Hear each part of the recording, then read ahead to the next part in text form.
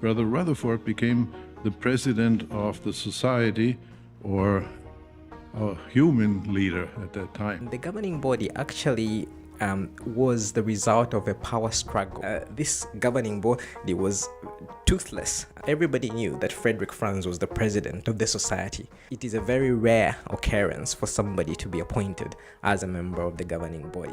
They did not appoint anyone to the governing body for the next 17 years. There have only ever been 33 people. There have only ever been 33 men that have served as governing body members. I asked to retire at 80. The governing body said, not until you lose it. By far, the majority of people who have ever served on the governing body have been American. I had no thoughts, honestly, no thoughts at all that I would be asked to be on the governing body.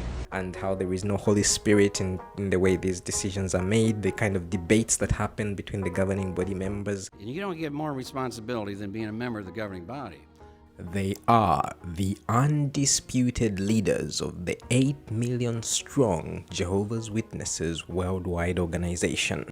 Your leader is one, the Christ. No member of the governing body has the title leader, since Jesus said that none of his disciples should be called leader. Not really. They are treated like celebrities by Jehovah's Witnesses all over the world. They regularly fly business class to choice destinations all over the world. Sister Led and I are able to calculate that during the past 20 years, we've attended assemblies, conventions, large gatherings in at least 82 different countries. They make rules for Jehovah's Witnesses all over the world about pretty much everything. If someone does decide to attend a funeral in a church, he or she should be absolutely determined not to participate in any religious ritual, whether singing hymns or so much as saying amen to a prayer that a clergyman offers.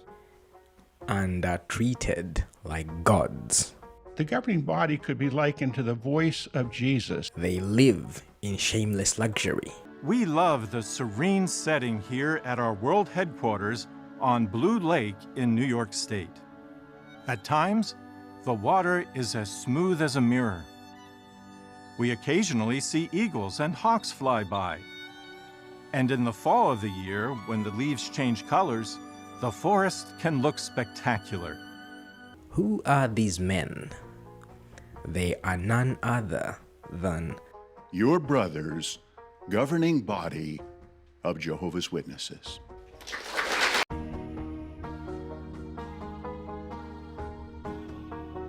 Let's just go through who are on the governing body at the present moment. So we've gone through the names, but it's maybe helpful to kind of familiarize ourselves with these individuals. And what I'm going to do is I'm going to go through them by the order in which they came onto the governing body. But if they came onto the governing body at the same time, I'm going to use alphabetical order. The longest serving member of the governing body is Gerrit Losch, who, as we've seen, came onto the governing body in 1994. So that's 30 years ago. He's been serving on this entity for the last 30 years. He is one of the dullest speakers in terms of on the governing body. He is very scripted. He, even when he was reasonably younger, he's a much older gentleman now, but even when he was fairly younger, if you look at his talks going back 10, 15, even 20 years ago, he would be very much tied to his notes, and he wouldn't say anything that was veering away very much from what you could read in a Watchtower or a work. He quotes a lot when he talks. He quotes a lot of Watchtower. He even like mentions the article, the title of the article, the paragraph, the page number, and so on. Well, the Insight book says, the Watchtower 2006, December 15, said the convention outlined, one of those outlines, 2010, said, and Public Talk outline number 176 says, another Watchtower said, 1994 Watchtower said, and 2010, September 15 Watchtower said, it says the Revelation book, Watchtower said 1999. Watchtower 2006 said, he has expressed some very disturbing opinions. He has expressed his opinions around higher education. In one study, 200,000 in the US, 200,000 university students in 390 institutions were surveyed, and the result was that 71% admitted that they go to college for the money that they hope to earn after they finish. See? But we have lost really too many to the world already. And so it is kind of a danger. This reminds me of an experience that was mentioned in our literature about a young man that had a compulsory behavior. He was always forced to wash his hands many times a day. Just couldn't stop doing that. He hated himself so much for it that finally he decided to kill himself. He bought himself a gun and he pulled the trigger, and the bullet went through his head, but he survived. And some went to college and survived. Now this young man survived, and the bullet had hit this part of the brain that was responsible for his compulsory behavior. After he recovered, he was normal. So the question is, yes, he survived college. In that case, we can apply it to college. He survived that operation, the bullet operation. But would we recommend that to others? That's a different matter. I think the most disturbing thing that Gerrit Lösch has ever done as a member of the governing body is him writing an affidavit, a sworn affidavit, no less, claiming that he does not answer to Watchtower, he is not responsible for Watchtower, he just has virtually no connection to Watchtower. So what we're looking at here is a sworn affidavit from Gerrit Lösch.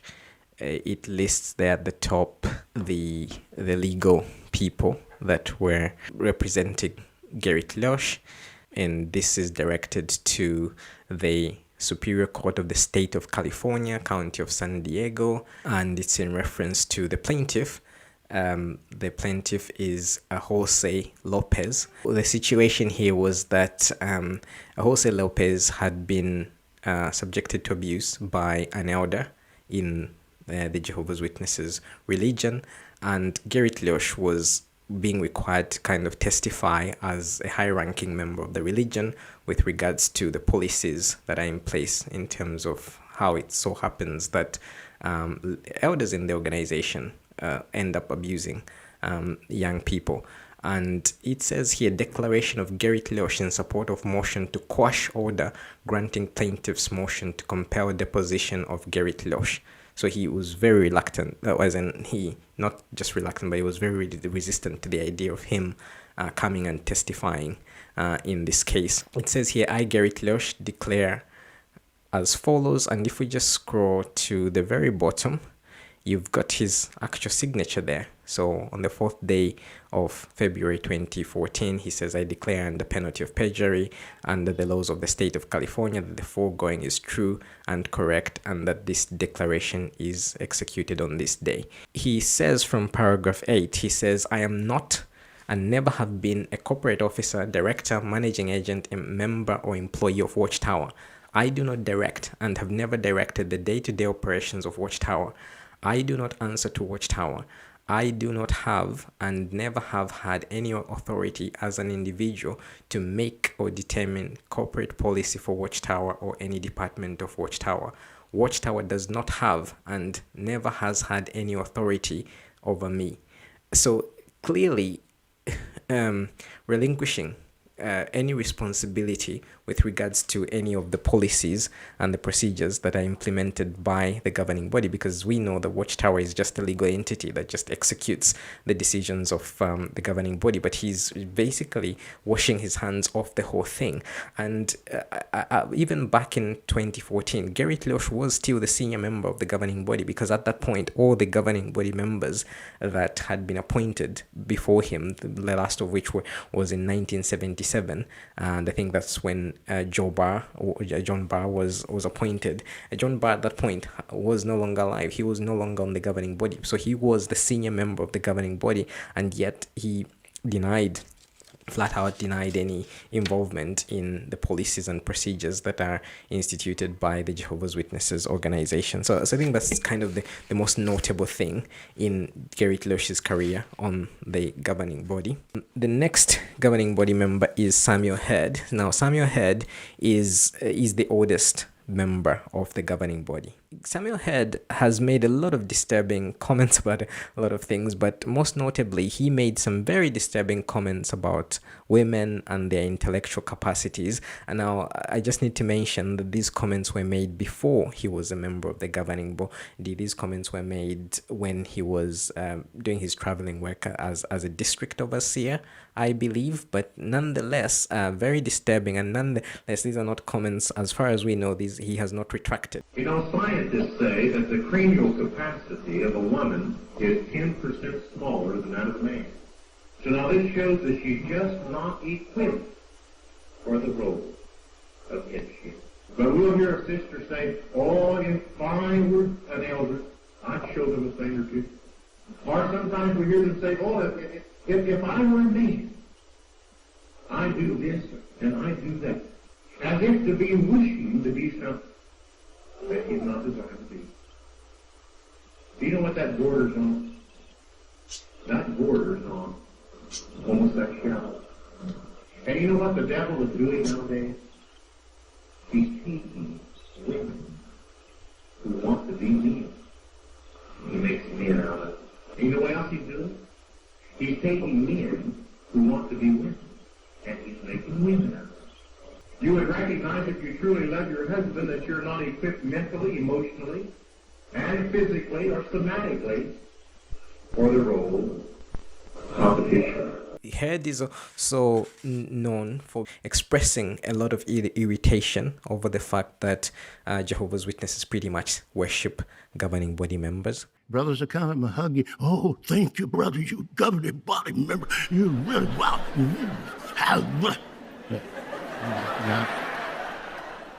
And we haven't been able to close the mouths of over 8 million bleeding sheep. He has also been known to salivate over the deaths of non-Jehovah's Witnesses. When the anointed are called to heaven, one of the first assignments is to fight. Yeah. But in heaven, we will serve along with Christ and his holy angels, waging the final war against God's enemies. Then the next governing body member is Stephen Lett. So Stephen Lett would be in his early to mid 70s.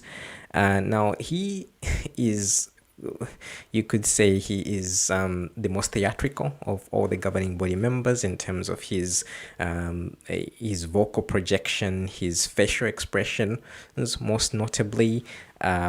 Lots of people consider him kind of like as a clown on part of the governing body member, but I think that this is all very calculated in terms of his behavior when he's on the platform. He, as with a lot of the other governing body members, has made a lot of disturbing statements over the years. He has pet peeves against, most notably and unsurprisingly, apostates. That is, people who are critical to the Jehovah's Witnesses religion or particularly the Jehovah's Witnesses leadership. As an example, think about the apostate-driven lies and dishonesties that Jehovah's organization is permissive toward pedophiles. I mean, that is ridiculous, isn't it? If anybody takes action against someone who would threaten our young ones and takes action to protect our young ones, it's Jehovah's organization. We reject outright such lies. He has also made very disturbing statements about atheists.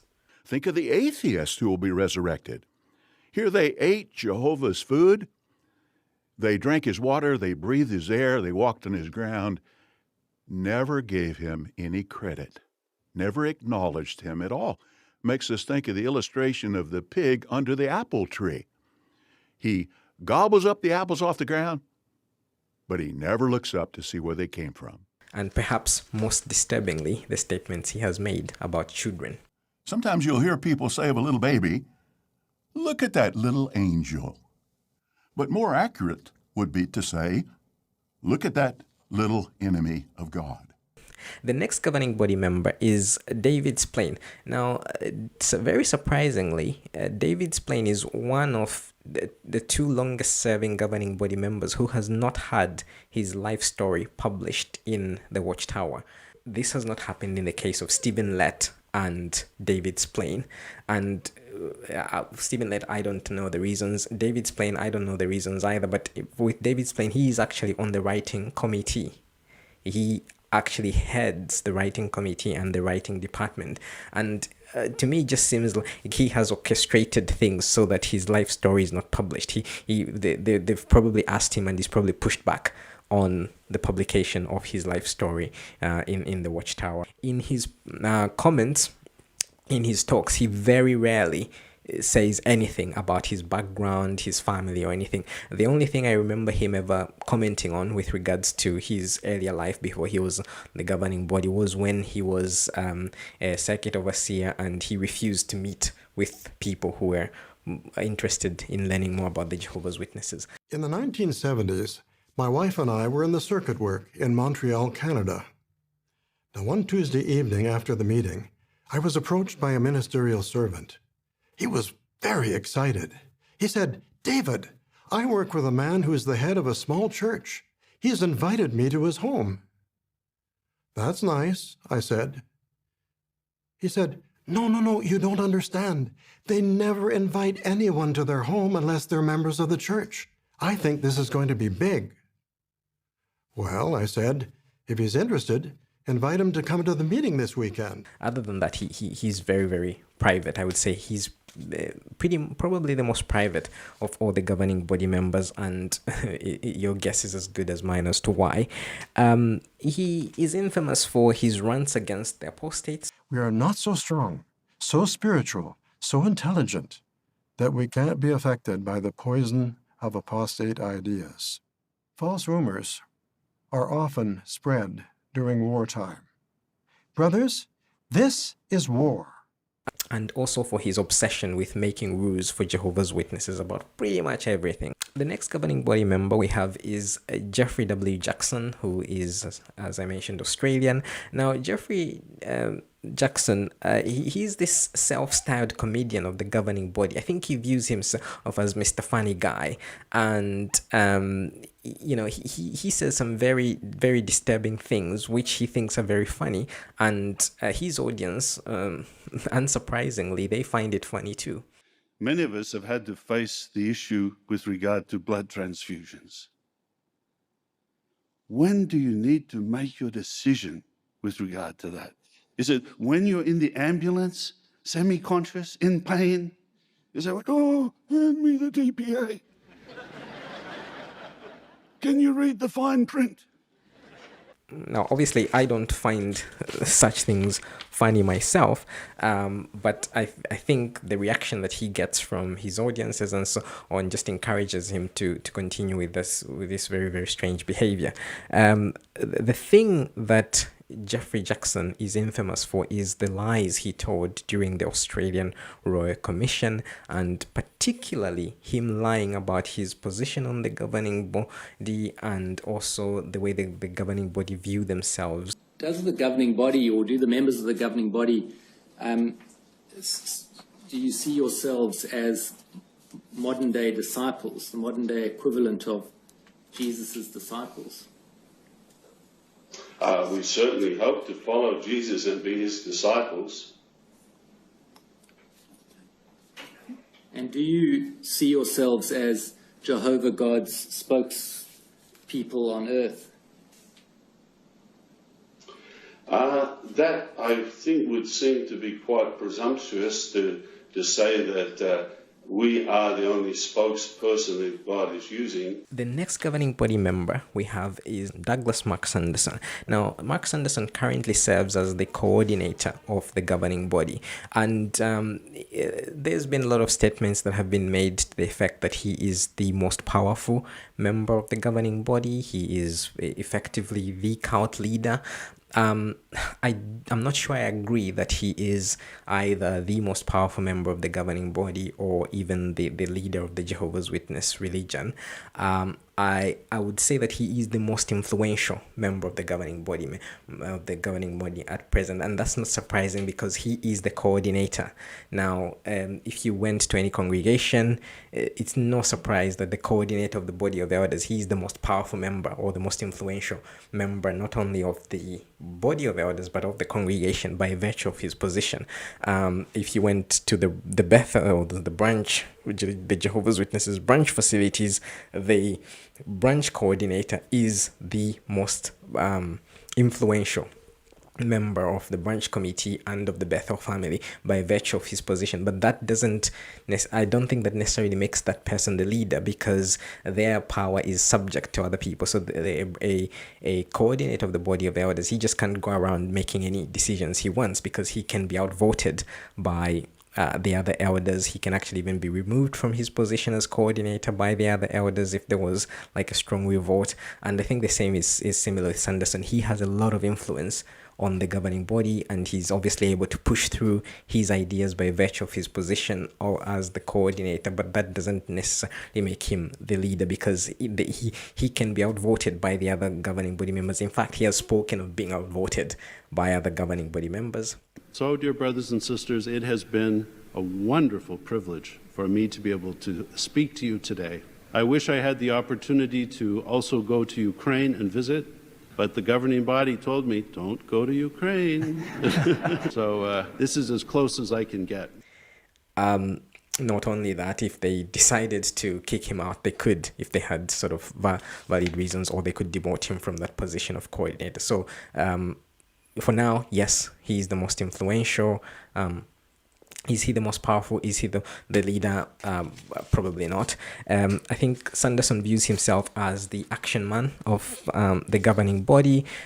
He was very much involved with the situation in Russia when the authorities were trying to prohibit the activities of the Jehovah's Witnesses in that country. He speaks Russian as well. Now, we would like to direct some comments to our brothers and sisters in Russia in Russian.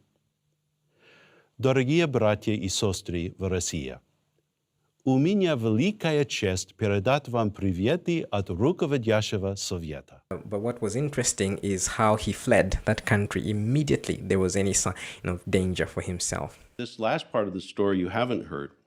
World Headquarters Legal had explained to us that if the decision was negative, we would have to leave the country of Russia that same night. At 7 p.m., the negative decision was announced. We had to leave Russia, but the problem was none of us had tickets.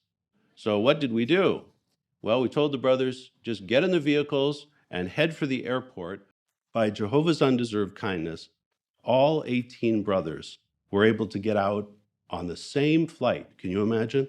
The last flight out of Moscow. We truly felt as though we had been picked up by Jehovah and safely carried out of Russia.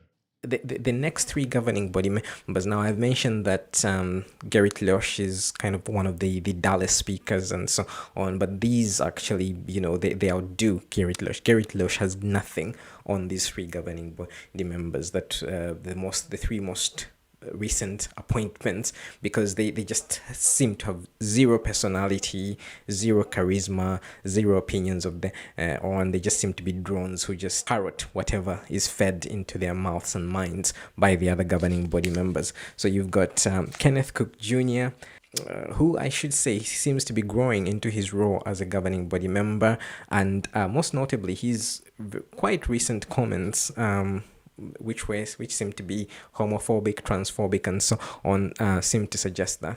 We see it in their promoting of abortion. We see it in their so-called gay marriage. We see it in the gender blurring that the world is promoting. You don't have to be a man or a woman, they say. You can be whatever you feel like or choose to be. Really? If that is how the Creator feels about the switching of clothing, how much more detestable he must view the world's attempts to blur the lines of gender with false labeling. Recently, the World Health Organization adjusted its view of gender. It now states that, quote, there are many genders existing on a spectrum from male to female. It added that gender identity exists on a continuum and that sex is not limited to male or female. Again, really? The next one we have is Gage Fliego.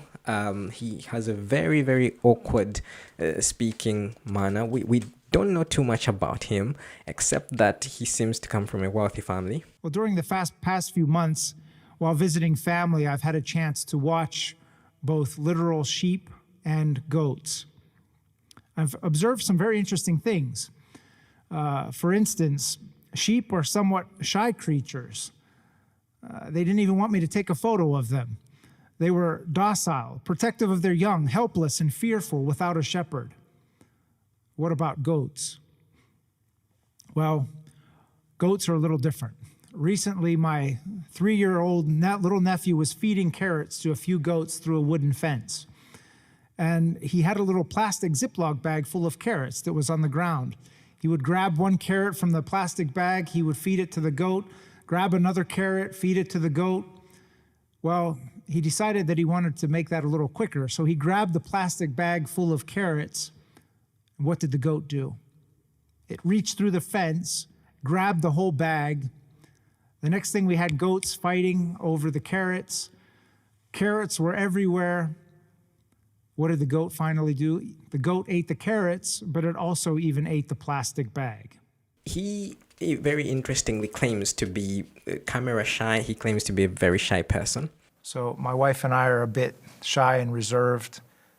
So this is not the assignment that we naturally would prefer, but our life is not our own, and Jehovah guides us our steps according to his will. My counter to that is, if he's so shy, why has he accepted a seat on the governing body, which by virtue of that position means that you are going to be exposed to millions of people all around the world. It is not a quiet position, so I don't know if this claim actually holds any water. And then finally, we have Jeffrey Winder. I think what Jeffrey Winder is infamous for is, as of very new, one of the newest governing body members, he made these comments refusing to apologize for the mistakes that the governing body has made with regards to their doctrines and policies. Well, knowing this, then, we are not embarrassed about adjustments that are made, nor is an apology needed for not getting it exactly right previously. We understand this is how Jehovah operates. He reveals matters gradually when it is needed. And also, the governing body is neither inspired nor infallible, and so it can err in doctrinal matters or in organizational direction. The brothers do the best they can with what they have and what they understand at the time. That brings us up to date with who currently serves on the governing body, and based on all that historical background and the background to the governing body members that I have provided, I will now go through the criteria that I think you need to meet in order to become a governing body member. And the way I'm going through this criteria is I'm going through it starting from what I think is an absolute must. Like I'm going through it in the order of importance. If a criterion is, you can sort of get around that, then that will come later. But if you can't get around it at all, then that will be closer to the top. So the first thing, the very first criteria is you have to be born male. That's obvious. I hope that's a very obvious thing, because in the Jehovah's Witnesses religion, a female cannot hold any position of power or responsibility. And in fact, very recently, there has even been direction that has been given to the elders to not use females for even simple mundane tasks like just carrying around microphones or operating the sound system. Even males who are not baptized are they outrank a female Jehovah's Witness, regardless of how long they have been in the organization, regardless of how faithful and loyal they have been to the organization. So you have to have been born male. You have to have physically been assigned the male gender at your birth. You can't transition from female to male and then try to be on the governing body, because I'm not sure, I haven't read specifically any document suggesting that, but I would assume that you can't even be allowed to join the Jehovah's Witness religion as an official member, or to stay as a Jehovah's Witness if you transition from one gender to the other. So you have to have been born male. That is a prerequisite for being on the governing body. Prerequisite number 2 is you have to be white. Now, I have mentioned that there have been 33 men that have served on the governing body since it was introduced in 1971, 53 years ago. And out of these 33 men, only one man, Samuel Head, has not been white. Only one man has been black.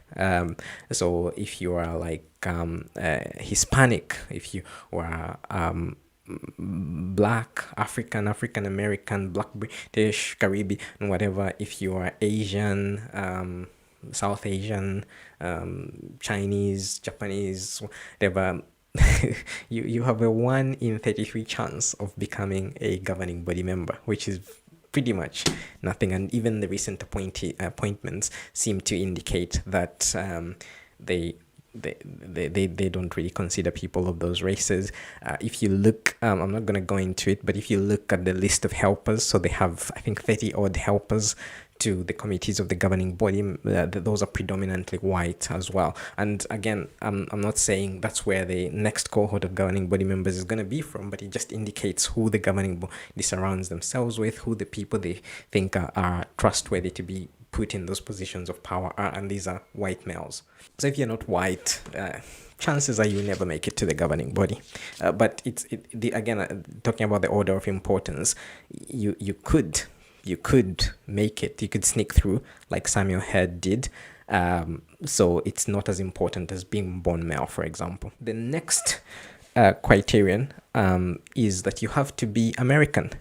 And again, as I said, more than 2/3 of the men who have served on the governing body have been American.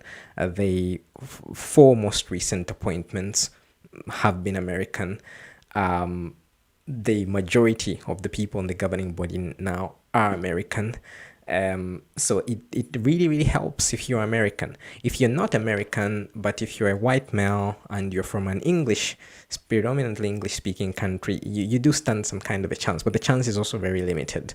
But if you're American, it makes things much, much easier for you to get on to the governing body. The next criterion is, a lot of people will be surprised as to why this is low, or in terms of the priority, but I think this is one you can easily get around. You have to claim to be anointed. So for those who are not familiar with the Jehovah's Witnesses religion, the doctrines and so on, the anointed doctrine is they basically claim that they have a very small group, an elite group of people out of all the Jehovah's Witnesses who have ever existed. Upon their death, they straight off ascend to heaven and they will rule with Jesus in heaven. And it is only from this group that the governing body selects people to serve on the governing body. It's actually a rule, as we have seen earlier, that you have to be one of these elite few who have been handpicked by God to rule with his son Jesus in heaven. You have to be one of these elite few to be made a governing body member. So it's one thing to know that you have to be anointed to be a governing body member, but it's quite another thing to actually be anointed. So in the Jehovah's Witness religion, even if the way Jehovah's Witnesses indicate that they're anointed is when they have the Lord's evening meal, the memorial, or the bread and the wine is passed around, and the Jehovah's Witnesses are actively discouraged from partaking of that unless you claim that you are one of those elite few that will go to heaven upon your death to rule with Jesus. When you are in the Jehovah's Witness religion, everybody knows that it's a very small number. A very small number, very exclusive, very elite. And the chances are that the average Jehovah's Witness is not one of this number. So if you then started partaking of the bread and the wine, it is very much frowned upon by everybody you're surrounded by. And most people would doubt you. They would doubt your credentials as being an actual anointed member. Now, the governing body themselves, they claim that all the other governing body members, as in all of them as the governing body, all of them serving, are genuine. And this is a phrase they have actually used. They say they are genuine anointed Christians. But what's interesting is that there is no actual criteria to indicate that this person is anointed or he is not anointed. For one to claim that they are of the anointed, it is a non-falsifiable claim. They actually had a watchtower which kind of went through some of the things that potentially could indicate that somebody is anointed. So maybe being more studious when it came to the scriptures, maybe being more zealous in the ministry, maybe having a deeper understanding of the scriptures, maybe being like showing more Christian qualities than other people. So they went through this checklist and they said, are you this, are you this, are you this, are you this? And then at the end they said, does this mean that you are anointed? And then they said, no, doesn't mean that you're anointed.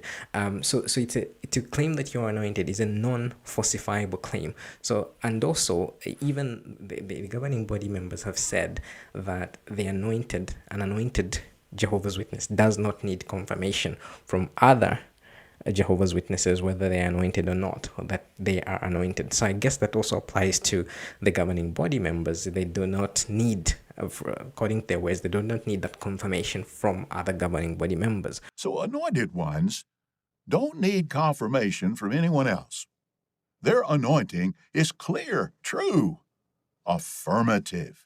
So it's just something you have to claim, and what I would say is you just have to brazen it out. So once you start claiming that you're anointed, the likelihood is that there's going to be a lot of pushback from the elders, from other people, your peers, and so on. But I think what we know from all these governing body members that are serving now, we know, for example, in the case of Stephen Lett, it has been said that when he was very, very young, perhaps in his late teens or early 20s, he was already claiming to be anointed, and it's very likely that there was a lot of pushback at the time, but he brazened it out to the point where it just became accepted that this is something he does. And then obviously when he made it into the high ranks in the organization, becoming a governing body member, then it was just a given that he is of the anointed. So this is one of those where you can always start at any point. Famously, Theodore Jaras, who I mentioned earlier, who it just went straight from circuit overseer to governing body member. Quite famously, it's been reported that when he was a circuit overseer, he was going around asking people about him being anointed, and his wife actually goes into this in quite a lot of detail. The funny thing is that the governing body members, they shroud this with secrecy. None of the governing body members ever says, this is when I became anointed, this is how I knew I was anointed. They never ever address it directly. The closest we have ever got is the life story of Theodore Jaras' wife. I always knew when a serious matter was weighing on Ted's mind. He would get out of bed, kneel down again, and silently pray at length. I deeply appreciated that he wanted to pray to Jehovah about matters great and small. Some years after we got married, Ted explained to me that he was going to start partaking of the emblems at the memorial. I have prayed about this intensely to be absolutely sure that I am doing what Jehovah wants me to do, he said. I was not entirely surprised that he had been anointed with God's Spirit to serve in heaven eventually. It has been reported, unverified reports again, that during that time he would actually go around to circuit overseers and other prominent people in the organization and ask whether they could sort of confirm whether he was of the anointed or not. I don't know what was behind it. Was it that genuinely he wanted to know whether he was anointed? I think maybe not. I think he was just trying to make it known to people who are higher up in the organization that he was of the anointed, because if you have a circuit overseer who is of the anointed, I think it very much increases their chances of being considered for higher positions in the organization. So I think if I'm being cynical, I think Jaras was playing some kind of a game there with this whole idea of, am I anointed, am I not? kind of thing. So this one is one that you can easily get around. So there's things you can't get around. You can't get around not being born male. You can't get around not being white. You can't get around not being American. But you can easily get around being anointed. It doesn't matter how long you've been in the organization. You can just at one point decide, I'm of the anointed, brazen out the criticism, and yeah, you could make it onto the governing body. The next criterion is that you have to be childless. Okay, so this is why this one comes on number 5, because you can get around this one as well. Famously, we have had 2 governing body members who have had children. One of them is Guy Pearce, he had 6 children from what we know. Guy Pearce also, very interestingly, unverified reports say that he actually went through a nasty divorce. He was married to one woman, went through a nasty divorce, then married his second wife. I think she was called Penny, I think. She was kind of like Asian, I think, ethnicity. He married her, then he got serious with the organization, poured himself into the religion in the 80s, and by 1999 he had made it to the governing body. Now I find that a very interesting one, where you have a man who not only has had children but has also gone through a divorce, and they've let him come onto the governing body. So I don't know what was happening there. To me, just was like he had really powerful connections at the top of the organization, and I wonder whether it had to do with money as well. Like he probably brought something to the table in terms of opening doors to things that the organization needed to implement in terms of their projects and so on. So that's a very, very odd and peculiar one. The other governing body member who is not a governing body member anymore, though he's still alive, is Anthony Morris III. Now, Anthony Morris III has famously had 2 children, one of which is actually a high-ranking member of the organization. His son recently went to Gilead not very long ago, and that at his Gilead graduation, he was assigned to the United States branch committee. So right at the top of, one of the biggest branch, Jehovah's Witnesses branch in the world. He's right there at the top, so a really high-ranking member of the organization, and definitely Tony's position as a governing body member propelled his son to those heights. So he's made it to the governing body, but that's 2 out of 33 men. 2 out of 33 men. And I think it's pretty obvious for why it is very near virtually impossible for people who have had children to make it to the governing body. The thing is, for you to get to the governing body, you have to have slaved for the organization full-time for decades. It's usually nothing less than 30 years. I think it's more of an anomaly that Pearce and Morris made it onto the governing body. I think it's quite unlikely that we're going to see in future any governing body member who has had children. So I think if you want to be a governing body member, the advice would be don't have children. Start slaving for the organization as soon as you can, full-time at Bethel, if you can. The penultimate point, the criterion for being on the governing body, is you have to be a company man. And by that I mean you have to be Jehovah's Witnesses company man. You have to be willing to say and do anything that the organization asks of you, no matter how reckless that is, no matter how damaging that is, no matter how abusive that is. You have to be willing to do that dirty work for the organization, and this is very, very evident in terms of some of the statements we have seen already of the Jehovah's Witness top leadership making. These are men who say and do anything to protect their positions in the organization. During their rise to the top, they have clearly demonstrated that these are the kind of men they are. So these are not men that will maybe act in favor of somebody who's oppressed, somebody who's being abused, if that goes against the Watchtower policy or the Watchtower doctrine.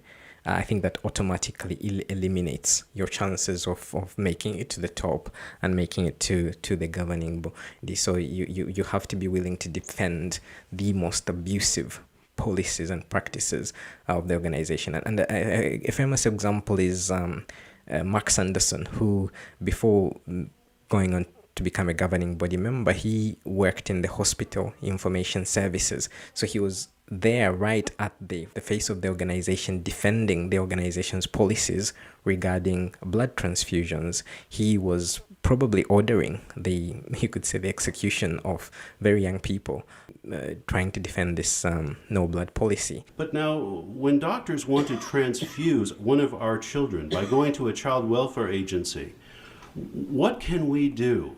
Or when they want to go to the court, what can we do to protect ourselves?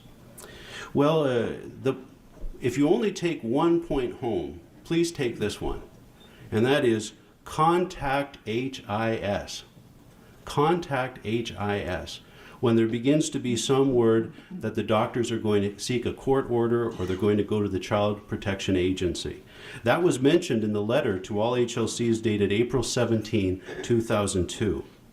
If there's time, it would be very advisable to seek the help of an attorney. In some cases, the court will even appoint an attorney to assist the family. Now, if the family doesn't retain an attorney or one is appointed, again, we want to get in touch with HIS, because the legal department at the branch has information that they can share with the attorney that will help them to make the best possible defense of the family when they're in court. You have to be that kind of individual, and you have to have demonstrated that over a period of potentially decades to eventually make it to the top. The final criterion that I have for you is that to make it to the top of the religion, the Jehovah's Witness religion, you have to be rich. So this one I think is kind of like an obscure criterion, but I think in more recent years it is becoming more and more important. Now, the governing body members, we don't know much about their material assets and their material possessions. And in fact, the only governing body members where we could actually say something definitive with regards to their financial situation, there's three. So one is Stephen Lett, where it has been documented that he at least has hundreds of thousands of dollars in his bank account, cash, such that he can actually invest in investment properties. And this was covered by Phil on the Blue Envelope channel. In October 2013, Tim, Steve, and Steve's wife Susan go in together on a $500,000 waterfront property in Gulf Shores, Alabama. And as we can see, they split it, 50% ownership by Tim and 50% by Steve and Susan. And so the doc specifically calls out that it won't be Tim's home or even a second home, and it's not going to be Steve and Susan's home either. This is, as far as I can tell, strictly an investment property. And evidently everybody liked how much that transaction went that they decided to do it again. And so in April 2019, we find the three Letts buying more property, actually from the same woman that sold them that first $500,000 one. Now this one was a much smaller purchase. They only paid $60,000 for this property. So that was in April 2019. And you'll notice, again, the same arrangement, 50% ownership by Tim, 50% by Steve and Susan. And then in September, we find that the Letts paid off in full the $500,000 mortgage on the first purchase. And then just a couple of months ago, in January 2020, the Letts paid off the second property, the $60,000 one. The other governing, well, he's not a governing body member anymore, but served for quite a few years, almost 20 years, on the governing body is Anthony Morris III, who has famously bragged about his parents being quite wealthy. I have to tell you this here because we know so many of you. You know my dad's a wealthy man, and my mother, and they're not Jehovah's Witnesses. He's 92, and she's high 70s. And he's always wondering, well, where's all that money going, you know? And did somebody stealing? And you're just stupid, Tony, you know, and they're taking advantage of you. So not long ago, he says to me, you know, what are they doing with the money? The they? And I told him, I said, look, I'm part of the they. So I guess that would suggest that he is kind of a wealthy man himself. And then we have the comments made by Gage Fliego at a convention. With these three, I think it's a safe thing to say that they are wealthy, either family wealth or under whatever circumstances. There seems to be a clear connection with wealth with these three. With the other governing body members, there has been, I've seen reports on the internet that Jeffrey Winder comes from a wealthy family. I haven't seen anything to substantiate that yet. I think it's more likely than not that is true. The fact that he's been able to spend all his adult life slaving for Watchtower. The only governing body member who has claimed to be not of a well-to-do background is Samuel Head. A poor start, a rich ending, as told by Samuel F. Heard. I was born in a one-room log cabin in a very small town called Liberty, Indiana, USA. My parents already had 3 children when I came along, my older brother and 2 sisters. Later, my mother gave birth to my 2 younger brothers and my younger sister. The town of Liberty was surrounded by small farms, and the basic crop was corn. When I was born, my father was working for one of the local farmers. As a teenager, I learned to drive a tractor and became familiar with other basic farming skills. I never knew a young father. My father was 56 years old when I was born. My mother was 35. Nevertheless, my father was a lean, healthy, strong man who loved hard work and taught all of us kids to value it as well. He never made much money, but he kept a roof over our heads, clothes on our backs, and food in our stomachs, and he was always there for us. But I think what I would say is that since the 2000s, I think they are purposely appointing people who have some level of wealth, even among the helpers of the governing body. I think they're handpicking people who bring something to the table. And in the case of governing body members, this is probably true even with the helpers. They're probably even requesting people to bring something to the table financially, so maybe to buy into some of the Watchtower equity, for example. And I guess the way they would present it to the individual is, would you consider this as an option if you have the means?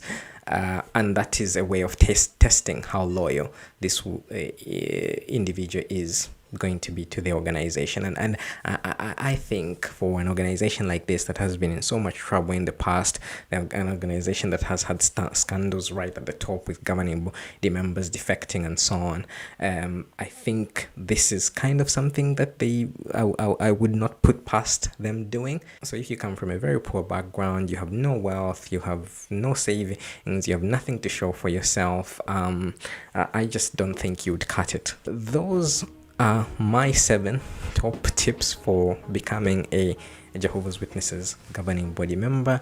Please let me know what you think in your comments. Please let me know if you think that there were other tips that are important that I have left out, and I might even do a part 2 to this video. So please don't forget to like this video. Please don't forget to subscribe to the Anthony Morris Returns channel, and I look forward to seeing you on another video. But you can't do that, said one of the critics. That doesn't bother me. Really? Again? Really? Look at that little enemy of God. Somehow we dilly and dally. Takes us years, and we wonder why. What are you waiting for?